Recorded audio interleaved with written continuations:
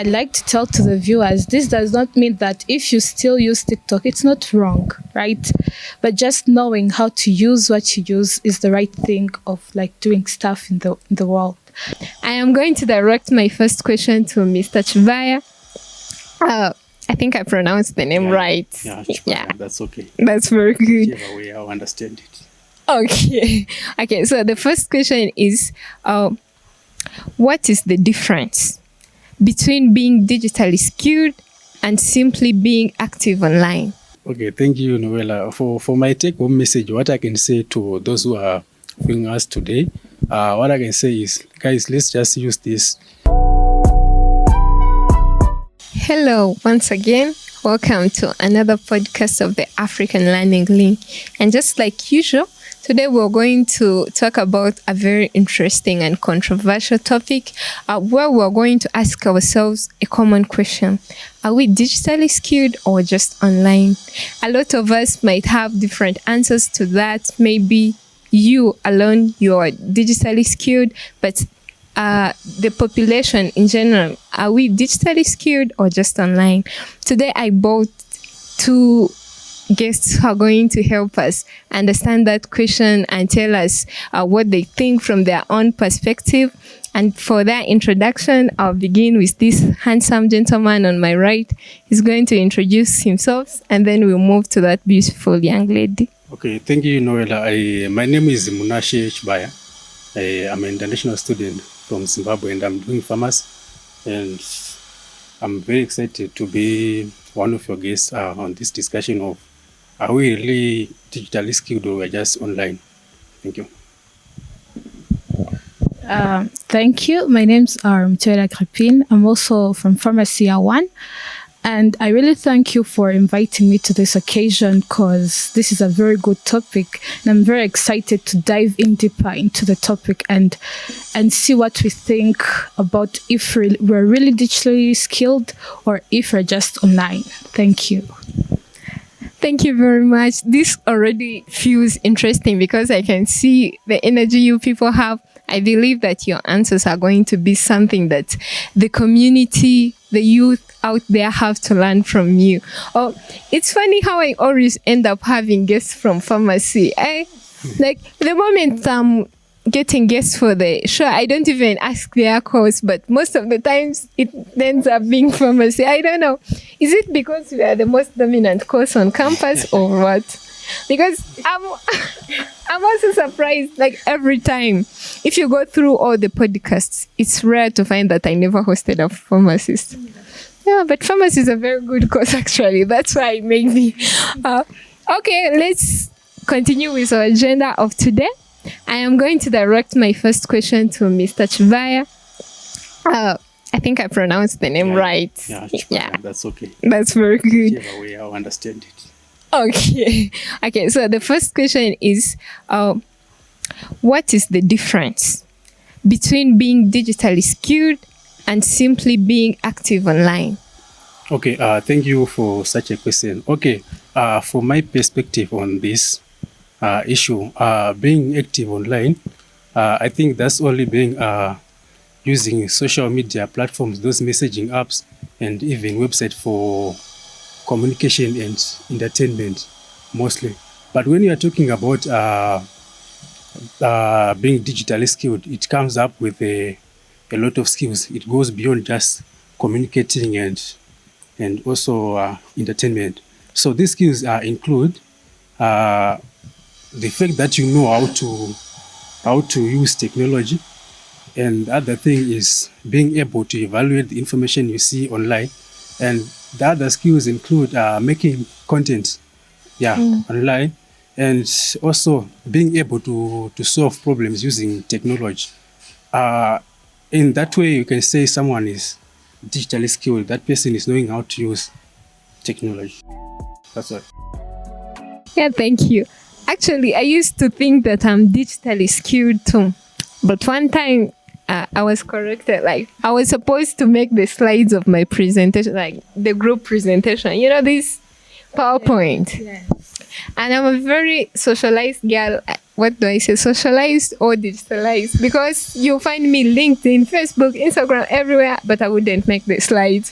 Okay. I was like, really? After the whole time I spent online, after feeling like I'm very technologically engaged, yes, and then I failed to do that. So I understand the way you define that difference, which is really nice. Now going straight to the second question, Ms. Agrippine, I would like to ask you what you think of the young people of today. Are we digitally skilled, or are we just consumers of online content, and why? Okay, so according to how I understand that, I realized that in the past days after I was given like the whole topic, I was like, are we really digitally skilled, or are we just like online people? And I realized, for example, the first thing that people do nowadays when they wake up is open their TikTok or Instagram, open the Reels, or just scroll a whole hour. Like, I know a person who used to wake up like 1 hour before the time she'd have to wake up so that she'd get 1 hour of scrolling through TikTok. So that says a lot. That says that our generation, the younger generations, when you say the younger generations, I imagine Gen Z and maybe Gen Alpha. Yes. So I realized that we are we're not digitally skilled. Yes, we are just online people. The number of people who are digitally skilled are like little compared to the people who just go online to scroll. For example, he gave us an example. Yeah. They told you to prepare a presentation, a PowerPoint presentation, but you couldn't. Yeah. Yet, you know the phone, the computer, you have you feel like you're a master of the computer. You feel like there's no part of a computer you do not understand. Yet, when they tell us to make a presentation, you're like, how do I do that? How do I make it appealing? How do I make it, engaging? So that is the issue. Yes, we are digitally aware. That's the word. We know what's happening there, but we do not have skills on what's happening there. Can I tell you to open a website and you can make it? No, not really. Yet it's not very difficult. Yeah. It's one of the basic things you should know in your life. You're going to have a company. You're a pharmacist. You're going to open a website to link the clients and you as a pharmacist to give advices. Yet you cannot do that. So yes, I think the younger generations, we are just online. We're not digitally skilled. At least the most of us. Yeah. Unfortunately, I agree with you like 100%, yes, because that's the case. We're just online. We know what's going on. For example, I know that South Africa lost yesterday, and I did not watch the match. I just checked my reels and I had the full information. But like you said, you cannot ask me to open a website and I'll be able to do that. So I think we should be investing a lot of our time on really being digitally skilled than just being active on scrolling. Some of us would have won some scrolling awards if they were there. Champions. If there are things like that. But when it comes to the basic skills, it's really hard. Hopefully something will change. Yes. With the generation out there, something will change. So let me continue with question number 3 to Mr. Shivaya. Okay. It's a question about the most issues that people face online, like most people who are exposed to social media online. There is a whole lot of information. The one you ask for, even the one you do not ask for, there is a whole lot of information to choose between. So I would like you to tell our viewers and the audience, how do you think a person can be able to differentiate between the trustworthy information and the fake one? Because we know there are a lot of misleading information, a lot of wrong words and wrong stuff there. So how does a person choose the right ones from the wrong ones? Okay, thank you, Noella, for your question. I think it's an important question on this issue, on how people get to know or get to differentiate the information or the information we see online. So one of the most important point I can make is you have to check for the credibility of the source of that information. You can verify that information by checking for references checking for references of whichever information you are seeing. So in that way, you can get you will be aware that is this information legit or something like that. Yeah. And then the other thing is also we have to be aware there are some people who send those things of which are meant to provoke the emotions that they have to make you feel emotional, and you give in if it may be a scam. So we have to be aware of those things. Yeah. So thank you. Thank you very much, Mr. Mnashe. I really appreciate the insights you just gave us, because most of us, we have been like scammed 1 or 2 times. Most especially the high school graduates. Like the moment you're done with your high school, you'll find like a million groups about applications.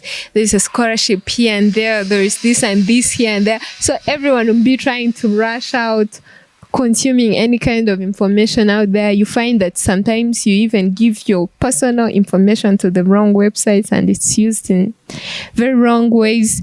So it's very good that our viewers can learn that from you and know that for them, before trusting any kind of information they find out there on the social media, Instagram, Facebook, whatever, they need to first have some kind of reference and things like that. I appreciate very much. Okay, maybe to add on what you just said of this thing of scholarships and all those stuff, like these young guys who are just graduating from high school, they want to know. So what I think is by reference, you can just look for those people who are into those.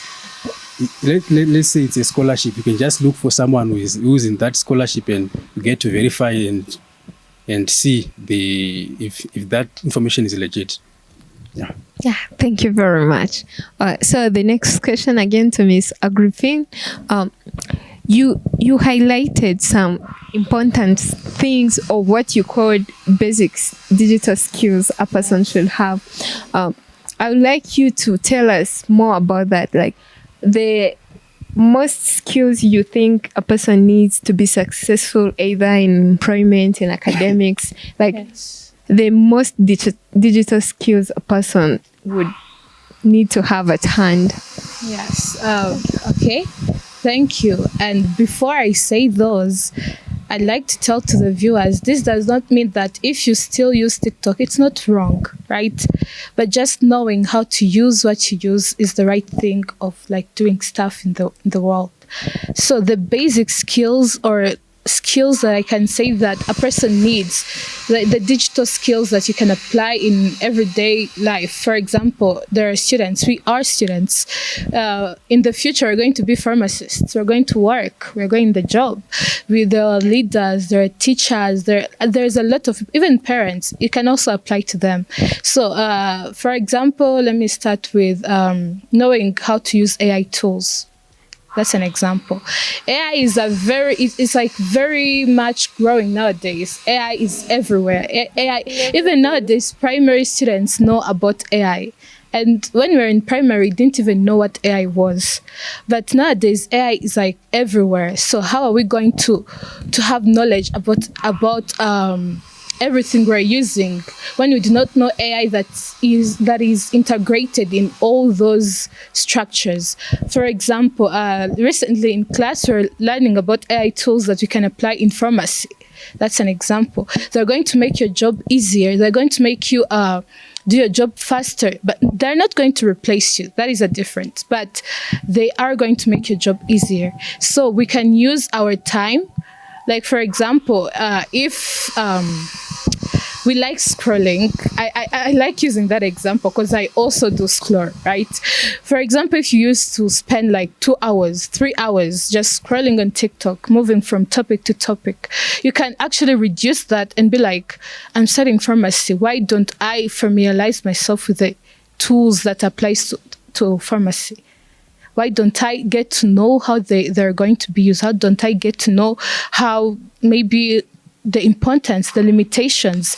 That is a way of using your time and the internet and every source you have to make the best of it and make you grow. Then at the same time, you can stay connected to your people. That is one example. Another, having skills about cybersecurity. It's been very evident how much cybersecurity is a very big issue. People on internet, for example, they're getting cyberbullying. People are getting bullied all over internet. People are spreading false news, rumors on internet about people. People's life are getting ruined. So it is like cybersecurity is a digital skill itself, right? So I feel like we should also be more knowledgeable about that. We should like try to find news, maybe topics, discussions, and even like stand up to say, do not do that, no to that. You just move past. That is the thing. Your hand is used to just clearing. You're like, okay, it happened. Okay, they're bullying another person, but no. That is part of digital skills. So there are a lot of digital skills. There are quite a lot. But for now, I just chose to focus on those two: AI tools and cybersecurity. Thank you. Thank you very much, Agrippine. I don't know how to call this. I don't know if I can say it's funny or it's amazing how you're answering even the questions I've not yet asked. Because my next question was supposed to be about AI.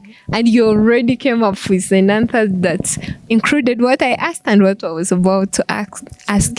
You're really smart, and I like it that you took this time to come out and share the knowledge, the skills, and the information you have with our viewers. I believe they are learning a lot from you, really. And we are almost coming to the conclusion of our podcast. But before that, I will have Mr. Nash tell us what he thinks for a person to move from that stage of just being online to being a digitally skilled person. Like, what do you think it takes? Okay, thank you, Noella, for such a question. You've asked how can someone move from being just being online and become digitally skilled. So one of the fundamental steps you can take is someone who is beginning. You can begin by taking those online courses, and there are so many websites. You can go on YouTube. Like, okay, let me talk about this of websites. There are some websites like Coursera. There's some websites like Atingi, something like that. And then there are some as well as Allison, among others. So those are the websites you can go and get some courses, learn some courses, and you get, at the end of the day, you earn certifications. That's the other point. And the other thing is we should learn some basic skills like coding. I have a friend of mine who always say this. She's doing computer science. Shout out to you, Petra. So what she once told me, she was like, coding is now like a hobby. So what does that mean? Anyone can code, whether you are doing farmers or you are doing what, you can just do coding. So among other skills, you can also add on learning data analysis, project management, or digital marketing skills. Those are some of the things you can learn. You can go there on YouTube. One thing I love about YouTube is just everything you need. You can just go and check and you get to learn. Thank you very much, Chibai, about the insights or the strategies and measures people can take to go from just being online and be more digitalized or digital skilled. Yeah, digital skilled. And I'm not sure about that coding thing, but really it's something very good, because I also have friends who are really into that and they tell me it's very good, just that I'm very much occupied by drugs and chemicals, but I will try to find time for it because it's something very important. So our last question to Miss Agrippine. You've talked so much about being informed, being aware, but we also know that our generation, most of us are addicted to our phones. Like you said, a person will wake up, first thing, even before praying, you'll grab your phone. Yeah. You're in a meeting, you're busy texting, scrolling. You're in church, phone. We are just addicted like that. What kind of advice can you give to someone who's battling that kind of addiction? Okay. Okay, that applies from person to person most of the times. But generally, it's very easy and simple to tell a person an advice when it applied to you than, and sometimes when they try to do it and it doesn't apply to them. But generally, first of all, is knowing where you are and what you have to do. For example, the first instinct of a student who is in class when the lecturer is boring is to take their phone and scroll or chat with people or just look up things, right? But yet we're learning, yet we're in class. So that same thing applies to digital skills or how to use our phones or computers or any other electronic device you use. First thing is, it's okay for you to visit TikTok. Sometimes TikTok is very educative to a person. Yeah, it depends on your feed. Depends on your feed, on what you look up.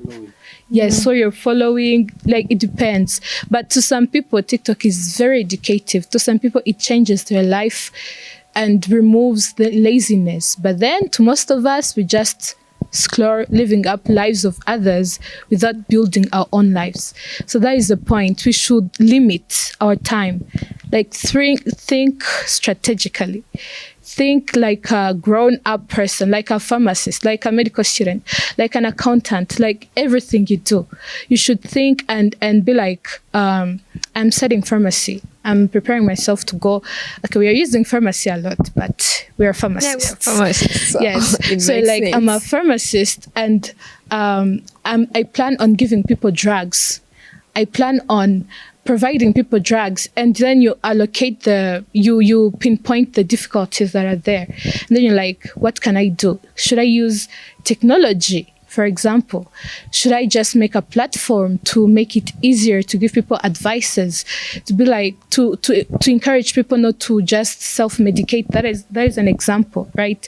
So it's like time to think beyond your bed, beyond your phone, and just staying on your phone because your day just ends like that. You just do not even know how your day ended. You do not even go to eat. Yeah. I promise you. You do not even go to eat. But it's time to think beyond our phones and like think like a person who has a future. It's time I'm trying to do that. And you guys, all of us try to do that, right? So it's time, when you think of your phone and your bed and the comfortability, then you do not go outside and see what is there and see what is on internet. There are people who are educating. For example, my brother here said coding. Coding is a very good thing. Some people self-educate themselves about coding. It's a very good thing. Learn how to make a website. Learn how to use AI. Develop your own AI. Some people do that. Yeah. They make their own AIs. Okay, that is for advanced people, right? But that is it. Just think beyond your comfort zone and your bed, then go outside there. Just wake up and go there and see what's on the internet and then what you can learn from it. Yes. Thank you very much. I hope our beloved viewers have learned a lot from the two of you. For most of us, I think it's the first time like integrating with a person from Zimbabwe. So you have become international people. When you view this podcast, know that when you go to Zimbabwe, you can call Chibaya. He will surely direct you. When you come to Rwanda, you can come to Agrippine, you can come to either of us, and we'll be glad to help you. And for our viewers, what I would like to tell you, whoever is out there, we all have different ways we manage this addiction, phone addiction, because the most of us are really addicted to our phones. It's rare. It's actually now becoming rare to find someone who would take an hour without touching their phone. So for our viewers, if you have some other technique that really works for you, that helps you overcome this addiction, you can drop it in the comment section. Who knows, you might be helping me, you might help our brother Munash or Agrippine or another viewer. Thank you very much. See you next time. Do not forget to subscribe, like, and share. Bye. But let our guests also give us a takeaway about the message they shared with us today. Mr. Chibaya. Okay, thank you, Noella. For my take-home message, what I can say to those who are viewing us today, what I can say is, guys, let's just use this AI to learn, create, and also making a difference, and avoid that just being those guys who are scrolling, watching football reels and something like that. So in that way, we can make a difference, and that is what we want at the end of the day. Thank you. Thank you. As a takeaway, my thing is, let's wake up, let's get out of bed, let's go there and see what's there, let's learn and try to apply what we see in our world, in our lives. Thank you.